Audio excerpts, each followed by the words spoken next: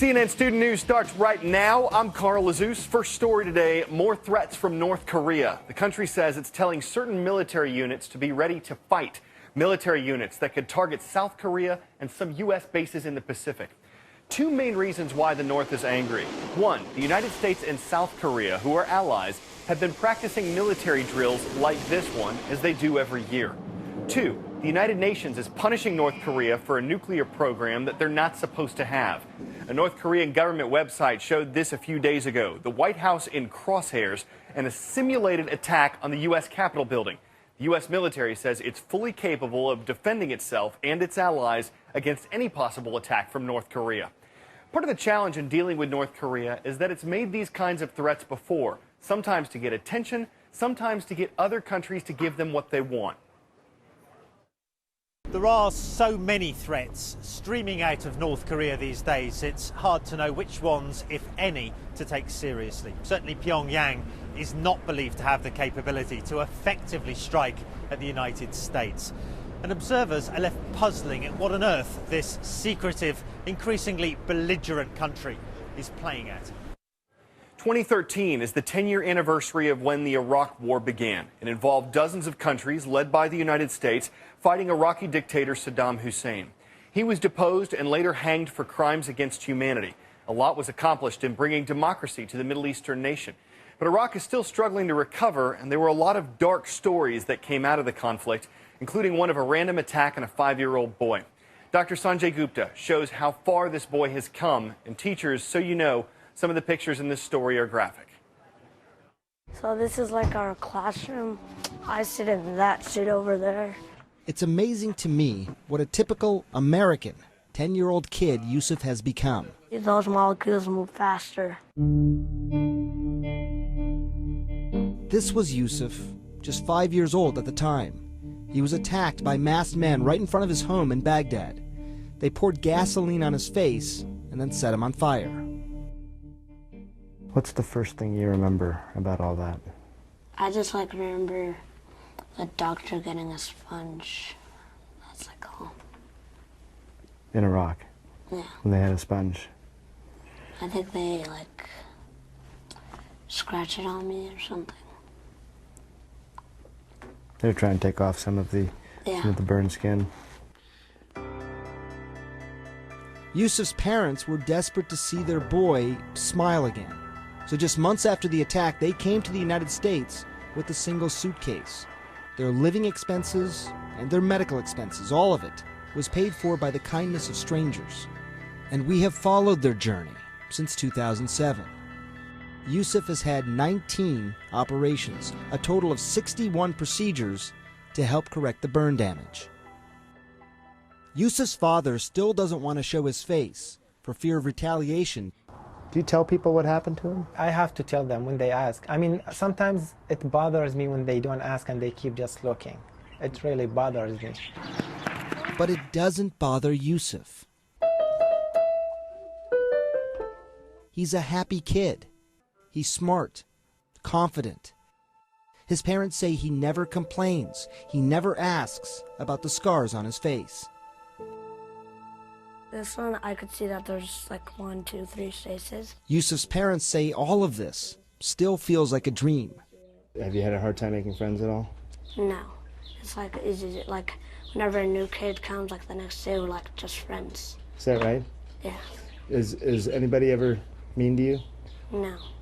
Once victims, now a family full of strength.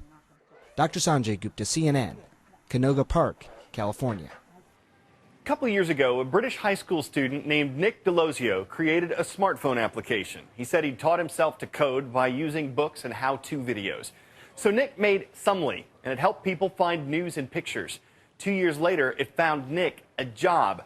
Yahoo liked the look of the app, but it especially liked the technology behind it. So the company offered to buy the rights to Sumly. Nick accepted in a deal reportedly worth $30 million. He's going to work for Yahoo, and since he still has a year and a half left of high school, he'll be studying too. One more interesting point here, Yahoo isn't going to keep Sumly around. It's shutting down the app, but it's going to use the technology that Nick invented in its own smartphone apps.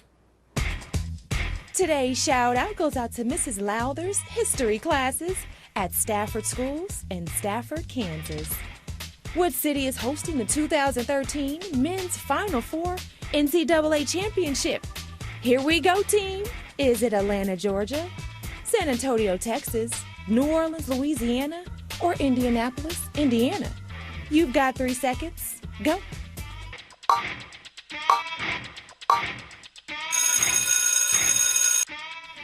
The Final Four will be played early next month at the Georgia Dome. And where else? Atlanta, Georgia.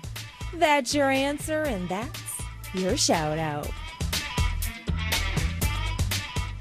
And that's the same Georgia Dome that I can see from my desk here at CNN. From where I wrote this script, I just turned my head like you see here on Carl Cam, and there's the stadium where the big dance will be held.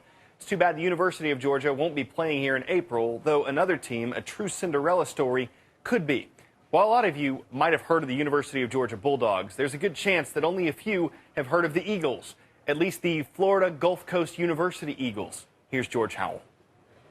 A 15-seeded team in the NCAA basketball tournament advancing to the Sweet 16, they defied the odds. But even with all the media hype and cameras rolling, these players still keep it loose on the court at a school most of the country had never heard of. Even one of the team's star players admits. Before you got the offer to come here and play, had you heard of FGCU? To be honest, I had never even heard of it, and I was actually going to school in Orlando at the time, and I never even heard of Florida Gulf Coast. But now, Florida Gulf Coast University is on the radar, and everybody's talking about them. A lot of people in Southwest Florida hadn't followed this school until Friday night. We are a region of people from everywhere else in the country, and nothing unites us except a potential hurricane. And now we have something to unite us.